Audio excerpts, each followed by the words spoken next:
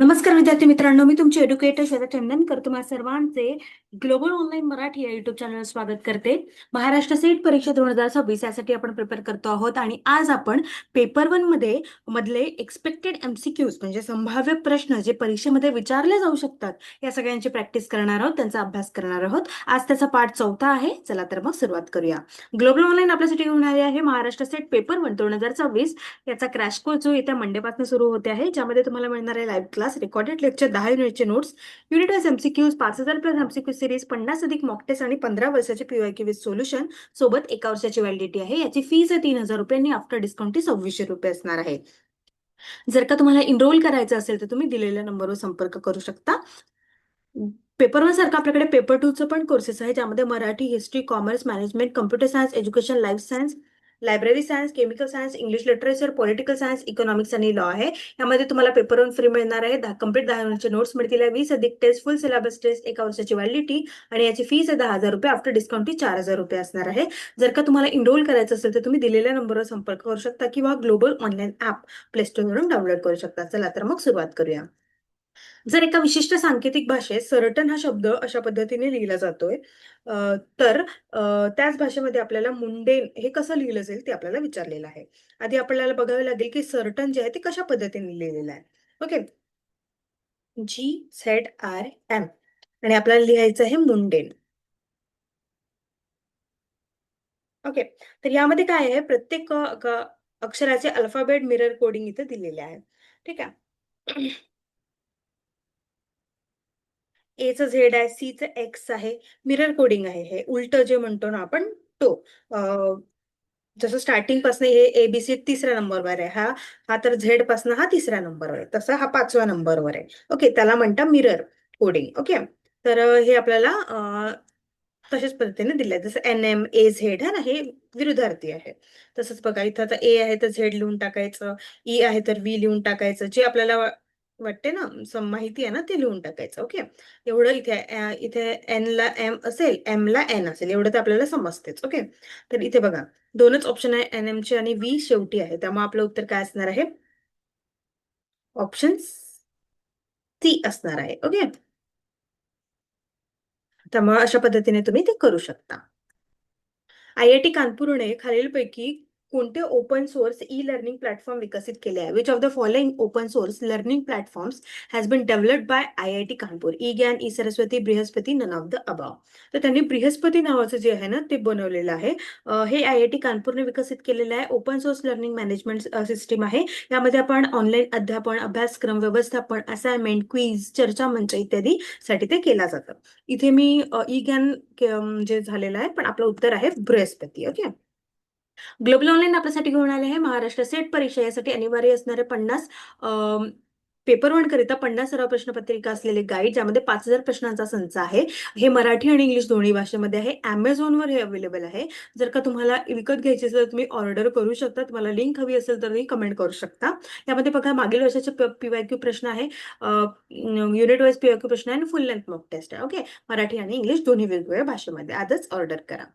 Which institution has been interested with the task of developing e-content for 996 courses related to engineering, science, technology, humanity and management.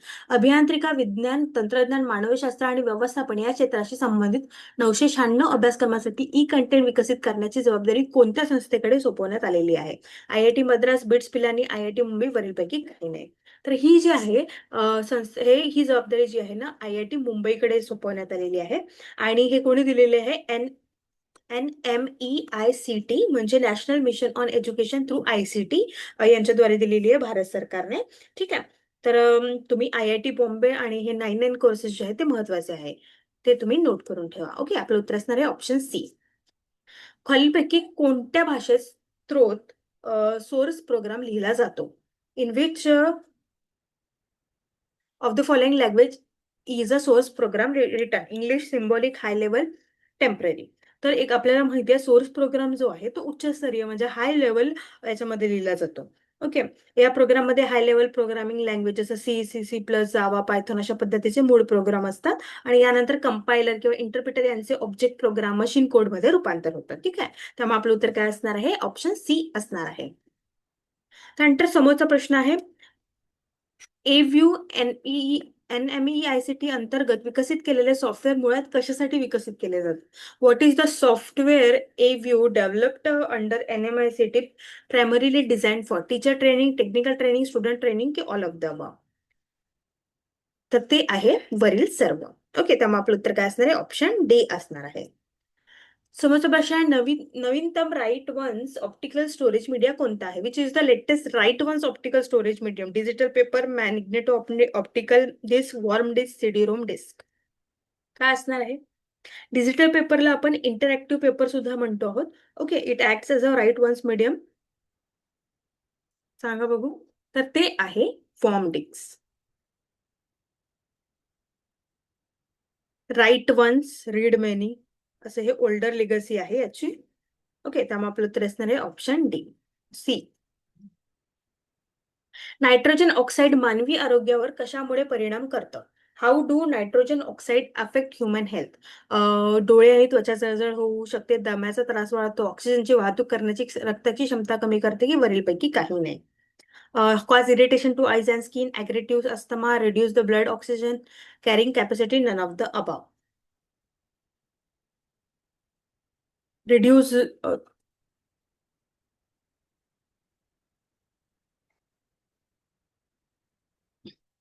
यामध्ये कसं आहे, डोळे आणि त्वचा जळजळ होऊ शकते हे सुद्धा बरोबर आहे, दम्याचा त्रास पण बरोबर आहे आणि ऑक्सिजनचं पण बरोबर आहे. ठीक आहे, त्यामुळे डी हा वरील पैकी सर्व असा असला पाहिजे होता. ठीक आहे, आपलं ऑप्शन इथे तीनही असणार आहे. प्रकाश संश्लेषणाच्या मदतीने वनस्पती सौर ऊर्जेचे रूपांतर कशात करतात? Into what form do plants convert solar energy during photosynthesis? Chemical energy, mechanical, kinetic, nuclear? काय असते?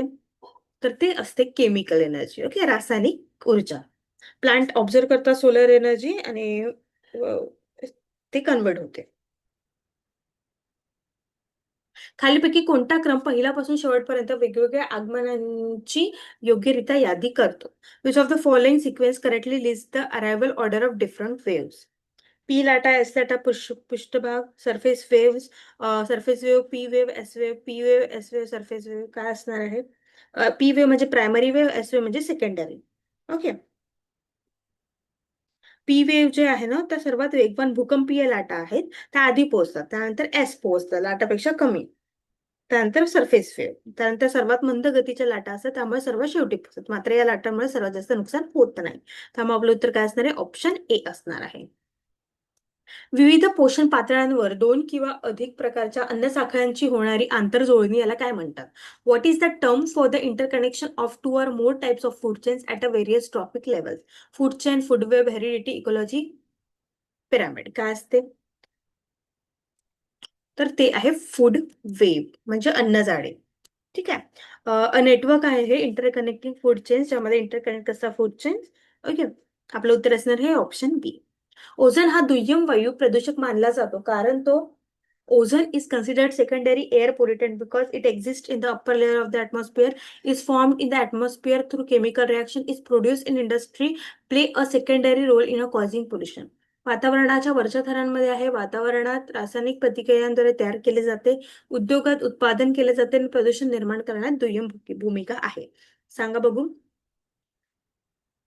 It is form in the atmosphere through the chemical reaction. वातावरणात रासायनिक प्रतिक्रियाद्वारे तयार केले जाते, त्यामुळे हा वायू प्रदूषक असला पाहिजे. यशपाल समिती अहवाल 1993 चे शीर्षक काय आहे? What is the title of Yashpal committee report? शिक्षणात आयसीटी, ओझ्या विना शिक्षक, प्रसारद्वारे शिक्षक की वरीलपैकी काही नाही? ICT in teacher education, learning without burden, education through broadcasting, none of the above? तर लर्निंग विदाउट बर्डन अशा पद्धतीचं ते असणार आहे. 1993 जुलै 1993 ला ते झालेलं होतं यशपालनी. ओके, आपलं उत्तर असणार आहे ऑप्शन बी. तळगाडापर्यंत मोठ्या प्रमाणावर सॅटेलाइट कनेक्टिव्हिटीद्वारा शिक्षण देण्याचा पायलट प्रोजेक्टचे नाव काय आहे? What is the name of the pilot project aimed at providing education on a large scale to the grassroots level via satellite connectivity? Sarva Shiksha Abhiyan, woman empowerment project, Rajiv Gandhi project, none of the above? तर हे काय आहे? हा आहे Rajiv Gandhi project. ठीक आहे, त्यामुळे आपलं उत्तर असणार आहे ऑप्शन सी. खालील विधाने दिलेली आहे. ए, हक्क आणि कर्तव्य एकाच नाण्याच्या दोन बाजू आहेत, कारण नागरिकांचे हक्क राखणे राज्याचे कर्तव्य नाही. Assertion, right and duties are two sides of the same coin. It is not the duty of the state to uphold the right of decision. A true आहे, आर ट्रू नाही आहे. तर मग आपलं उत्तर असणार आहे ऑप्शन सी. 2013 मध्ये खालीलपैकी कोणती परिषद मोडली गेली? दूरस्थ शिक्षण परिषद, राष्ट्रीय शिक्षण शिक्षक परिषद, राष्ट्रीय शैक्षणिक संशोधन की नॅक. तर ती आहे DEC, distance education council. Okay. May 2013 मध्ये ती म्हणजे मोडली गेलेली होती. भारतात लोकशाही विकेंद्रीकरणाची कल्पना काय आहे? Which committee introduce the concept of democratic distillation in India? AD Gorwala, Paul H Appleby, BR Mehta की अशोक मेहता? तर ते आहे BR मेहता कमिटी 1957 ची. ओके. त्यामध्ये पंचायती राज सिस्टम होतं आणि हे इम्प्लिमेंट झालं होतं ऑक्टोबर 2, 1960 ला. समोरचा प्रश्न आहे, आपल्याला विधाने दिलेली आहे. पहिलं विधान आहे, सर्व विद्यार्थी महत्वाकांक्षी आहेत. सर्व महत्वाकांक्षी व्यक्ती कठोर परिश्रमाचे निष्कर्ष आहेत. आणि त्यांचं हे आहे, सर्व विद्यार्थी मेहनती आहेत, सर्व कष्टकरी लोक महत्वाकांक्षी नाहीत. पुढीलपैकी कोणतं बरोबर आहे? All students are ambitious, all ambitious individuals are hardworking. Conclusion आहे, all students are hardworking, not all hardworking peoples are ambitious. चला सांगा बघू, only one correct. All students are hardworking. आता आपल्याला पॅन दिलेलं, इथे एक विशिष्ट कोड दिलेला आहे. पॅनचं किती आहे? 31 आहे आणि पार्स आहे 35. तर आपल्याला काय काढायचं आहे? पॅटचं काढायचं आहे. याचं कसं काढलं? P16 1 आणि हा 14 म्हणजे 31.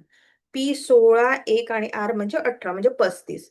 16 1 आणि T म्हणजे 20 म्हणजे 37 आपलं उत्तर असणार आहे. ऑप्शन बी जे आहे ते आपलं उत्तर असणार आहे. ओके. सर्व माणसे नश्वर आहेत हा प्रस्ताव कशाचे उदाहरण आहे? The proposition all mens are mortal is an example of what? सार्वत्रिक होकारार्थी, सार्वत्रिक नकारार्थी, विशिष्ट होकारार्थी, विशेष नकार. Universal affirmative, universal negative, particular affirmative, particular negative. तर ते आहे युनिव्हर्सल अफर्मेटिव्हचं ना. सर्व माणसे नश्वर आहे. नो मेन्स आर मॉर्टल हे युनिव्हर्सल निगेटिव्हचं आहे. है ना, आपल्याला सगळ्यांना माहिती आहे. ई काय सूचित करते? What does E signifies? Universal negative statement, particular affirmative, universal affirmative preposition, particular negative preposition. काय असणार आहे? ई जे आहे ते युनिव्हर्सल निगेटिव्ह आहे. ओके. त्यामुळे आपलं उत्तर काय असणार आहे? ऑप्शन ए असणार आहे. अशा पद्धतीने आपण काही महत्वाचे मॉक टेस्ट पाहिलेले आहे. आय होप मॉक टेस्टचे प्रश्न पाहिलेले आहे, एक संभाव्य प्रश्न पाहिलेले आहे. ओके. जर का तुम्हाला आमच्या बॅचमध्ये एनरोल करायचं असेल तर तुम्ही दिलेल्या नंबरवर संपर्क करू शकता किंवा ग्लोबल ऑनलाईन ॲप प्ले स्टोअरवरून डाउनलोड करू शकता. 5,000 प्लस पुस्तकाचा संच असलेले पुस्तक आपली Amazonवर अवेलेबल आहे. ते सुद्धा तुम्ही ऑर्डर करू शकता आणि अभ्यासाला सुरू करू शकता. थँक्यू.